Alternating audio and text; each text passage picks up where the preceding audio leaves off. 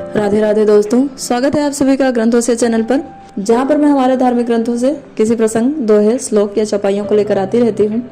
आज के इस वीडियो में हम बात करेंगे राजा अम्बरीश के बारे में और यह जानेंगे कि उन्होंने भगवान की भक्ति किस प्रकार करी कि दुर्वासा ऋषि का शाप भी उनका कुछ नहीं बिगाड़ पाया।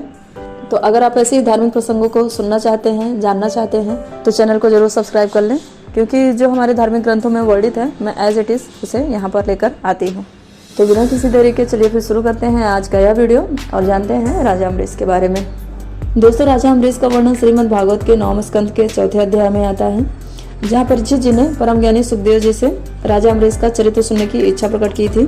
राजा अम्बरीश के बारे में सुखदेव जी बताते हुए कहते हैं कि राजा अम्बरीश बड़े भाग्यवान राजा थे।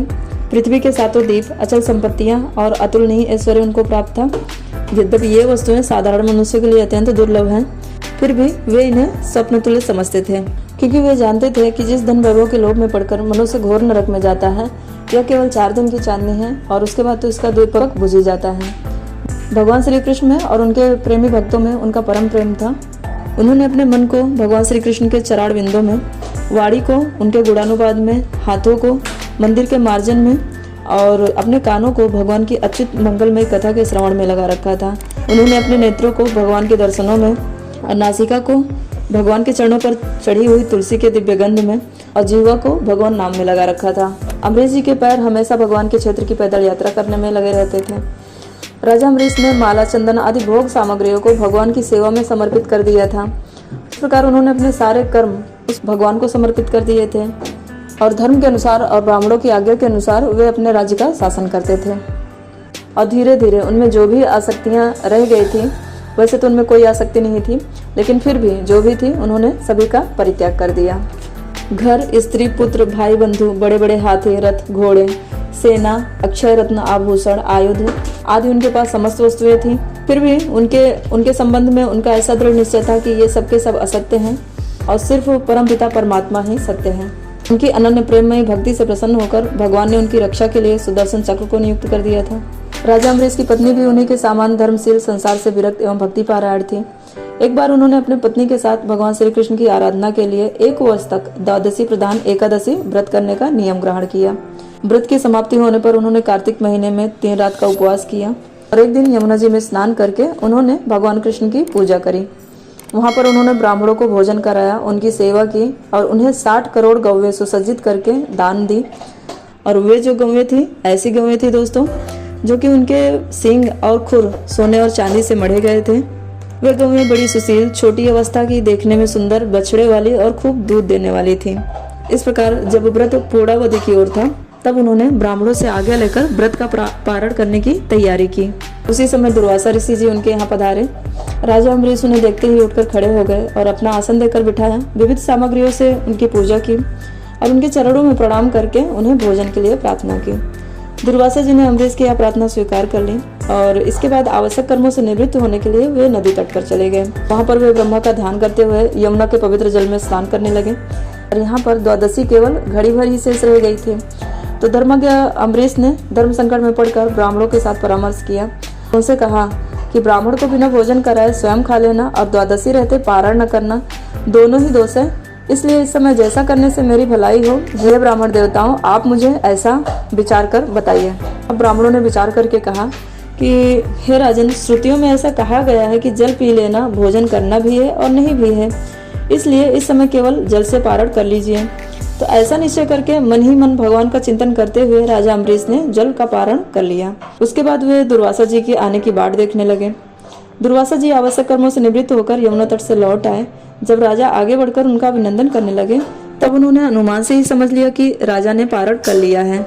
उस समय दुर्वासा जी बहुत भूखे थे, इसलिए यह जानकर कि राजा ने पारण कर लिया है, वे क्रोध से कांपने लगे और उन्होंने हाथ जोड़कर खड़े अम्बरीश से डांट कर कहा, अहो देखो तो सही, यह कितना क्रूर है। यह धन के मन में मतवाला हो रहा है। भगवान की भक्ति तो इसे छू तक नहीं गई और यह अपने आप को बड़ा समर्थ मानता है। आज इसने धर्म का उल्लंघन करके बड़ा अन्याय किया है।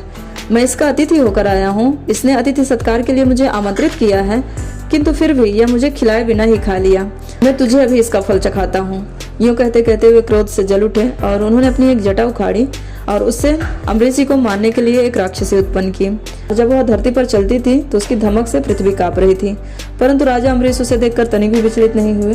वे एक पग भी नहीं हटे, ज्यों के त्यों खड़े रहे। परम पुरुष परमात्मा ने अपने सेवक की रक्षा के लिए पहले से ही सुदर्शन चक्र को नियुक्त कर रखा था।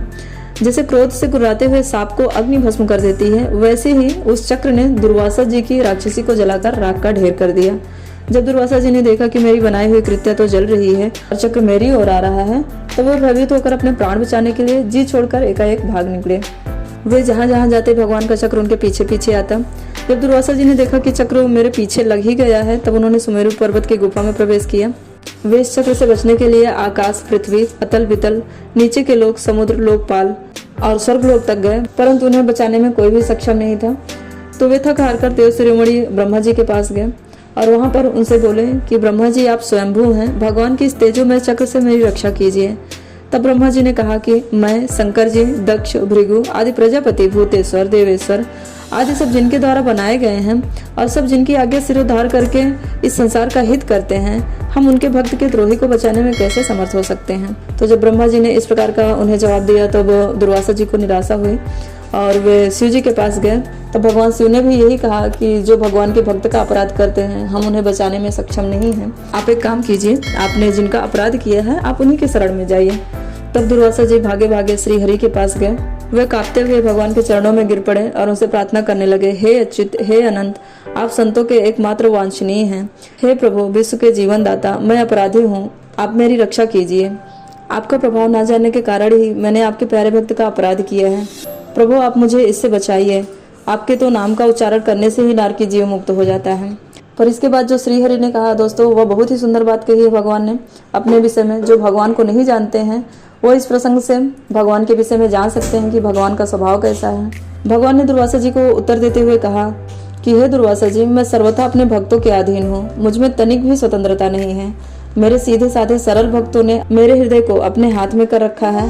भक्त जन मुझसे प्यार करते हैं और मैं उनसे प्यार करता हूँ। हे ब्राह्मण, अपने भक्तों का एकमात्र आश्रय मैं ही हूँ, इसलिए अपने साधु स्वभाव भक्तों को छोड़कर न तो मैं अपने आप को चाहता हूँ और न ही अपनी अर्धांगिनी विनाश रहित लक्ष्मी जी को। जो भक्त स्त्री, पुत्र, गृह, गुरुजन, प्राण, धन, इहलोक, परलोक सबको छोड़कर केवल मेरी शरण में आ गए हैं, उन्हें छोड़ने का मैं संकल्प भी कैसे ले सकता हूँ। जैसे सती स्त्री अपने पातिव्रत धर्म से अपने सदाचारी पति को वश में कर लेती है, वैसे ही मेरे भक्त मुझे अपने वश में कर लेते हैं। दुर्वासा जी, मैं आपसे और क्या कहूँ, मेरे प्रेमी भक्त तो मेरे हृदय हैं और मैं उन प्रेमी भक्तों का हृदय हूँ। वे मेरे अतिरिक्त कुछ नहीं जानते और मैं उनके अतिरिक्त कुछ नहीं जानता। दुर्वासा जी सुनिए, मैं आपको एक उपाय बताता हूँ। जिसका अनिष्ट करने से आपको इस विपत्ति में पड़ना पड़ा है, आप उसी के पास जाइए। भगवान आगे कहते हैं कि इसमें संदेह नहीं कि ब्राह्मणों के लिए तपस्या और विद्या परम कल्याण का साधन है, परंतु यदि ब्राह्मण उद्दंड और अन्यायी हो जाए तो वे दोनों उल्टा ही फल देने वाले हैं। तो भगवान की ये बातें सुनकर दुर्वासा जी को अपनी गलती का एहसास हुआ और वे दौड़े दौड़े राजा अम्बरीश के पास आए और उनसे क्षमा मांगने लगे। राजा अम्बरीश ने उन्हें क्षमा कर दिया और भगवान से प्रार्थना की कि भगवान आप ब्राह्मण को दंड मत दीजिए, क्योंकि राजा अम्बरीश जो थे वो तो साधु स्वभाव के ही थे, तो वो किसी ब्राह्मण को कैसे दंड दे सकते थे। तो दोस्तों, यह जो प्रसंग है ये तो मुझे पढ़ने में बहुत ही अच्छा लगता है और मेरा तो कहना यही है कि आप सभी को पढ़ना चाहिए। तो यह प्रसंग आपको कैसा लगा या मुझे कमेंट करके जरूर बताइए।